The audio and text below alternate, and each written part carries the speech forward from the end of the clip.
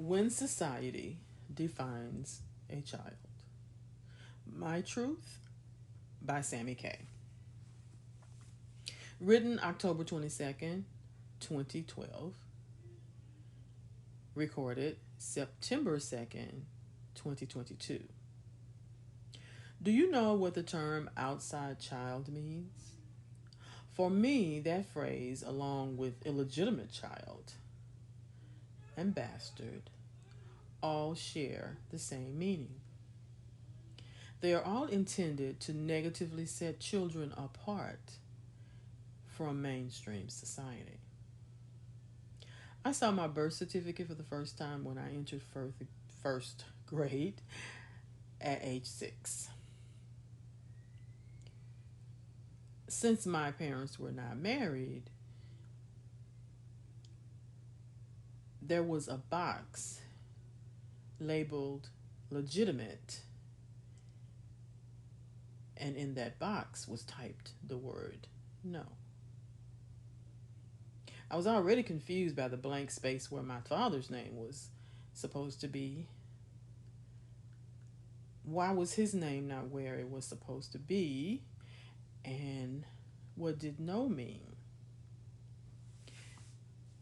Now, since I couldn't put my hands on my birth certificate this morning,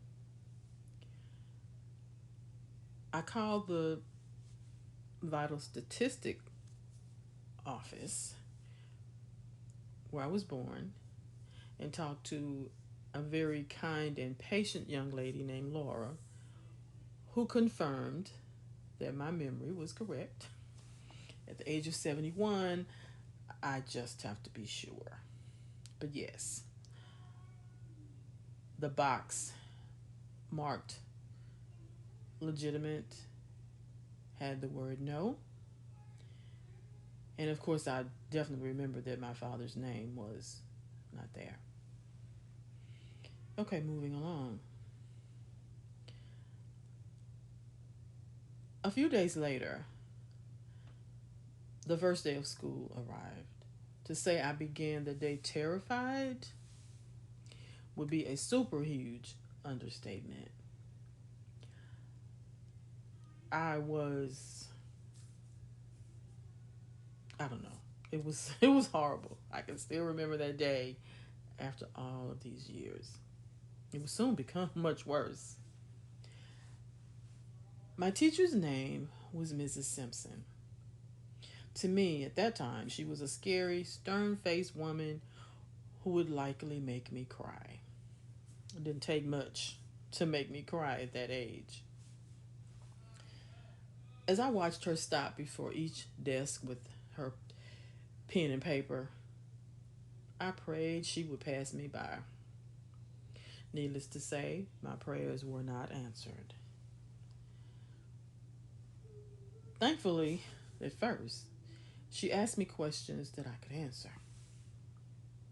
Now, let me interject this. I had a horrible stutter. The more nervous I was, the more painful it was for me to try to speak. But I remember that morning, it was hard, but I did manage to answer the simple questions, and I was thankful for that. Well, the questions were like, okay, what's your name and your birthday? I looked at her and asked her which name did she want. She looked confused and asked if I was being smart. Before I could gather the courage to answer her question, she asked me the name of my parents. Another simple question, right?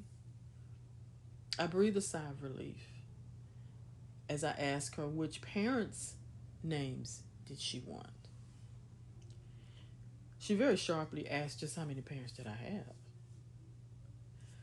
I answered that I had two mothers and two fathers. The look on her face made me believe that she was about to hit me. Apparently, The look of terror on my face caused her to look a little closer. I will assume that she could see that the timid child sitting before her was giving her a serious answer. I had to repeat the names several times right there in the classroom while all the children listened quietly, probably thankful that she wasn't standing by their desk. I said nothing when she dramatically stated that my biological mother had been one of her students, and she did not know anything about me. Where did I come from? Which is, how was a 6 year old expected to respond to her loud declaration?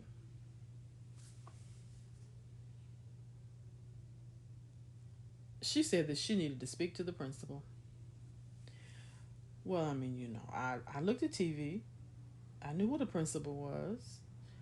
Um, and to my horror, she took me with her, where I had to repeat the names of my parents again and again. I remember feeling as if I had done something terribly wrong, and I had no idea what that was. Even after all these years, I also remember the sense of shame that I felt as they gave me looks of pity. There were several poor child references made by Mrs. Simpson and the even scarier Mr. Butler, and even his secretary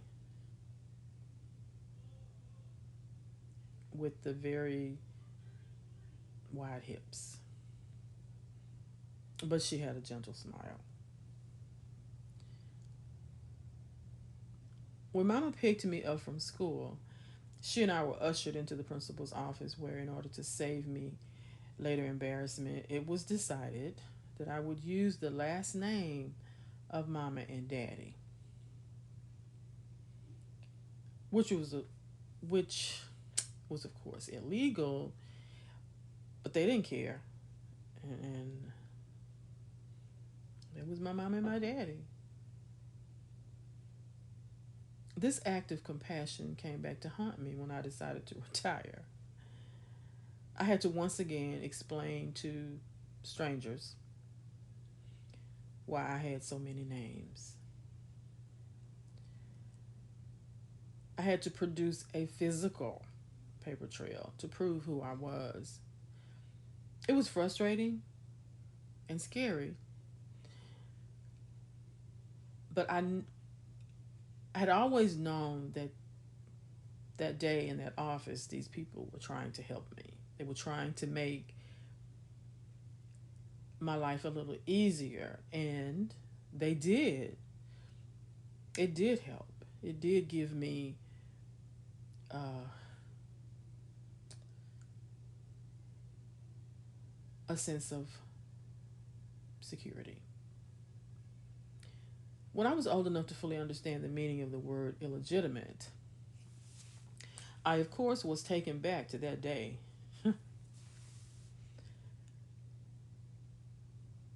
When I was 12, one of my paternal uncle's new wife referred to me as the outside child. That was the first time I'd heard that term. But I knew what she meant. Only the loving response of my father's sisters could take away the sting of her words. But I'm 71 years old and I have never forgotten them. Exactly who has the right to define the worth of an innocent child? Does the marriage of a child's parents make that child more worthy of anything than the child of single parents? Does the label of illegitimacy mean the child is not a legitimate human being? Who has the answers to these questions? Growing up in the 50s with any type of label made life more challenging. This is especially true when an additional negative label is given to a black female. Even today, there are many people who feel their children who happen to be born within the confines of marriage, no matter how much a farce that marriage might be, are somehow better than the children who are born to unwed parents. I attribute this mindset to ignorance and self righteousness.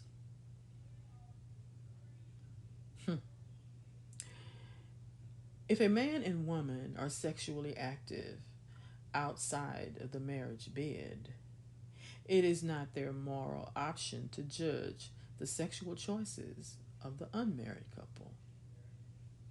The only difference is that one woman got pregnant and had a child, while the other woman was either responsible enough or lucky enough not to get pregnant. But they all had sex, right? Society does not have the right to force a child to pay any price resulting from the choice of their parents. The origin of a child should never determine their worth as a person. Only God can determine the worth of His children. Thank you, Father.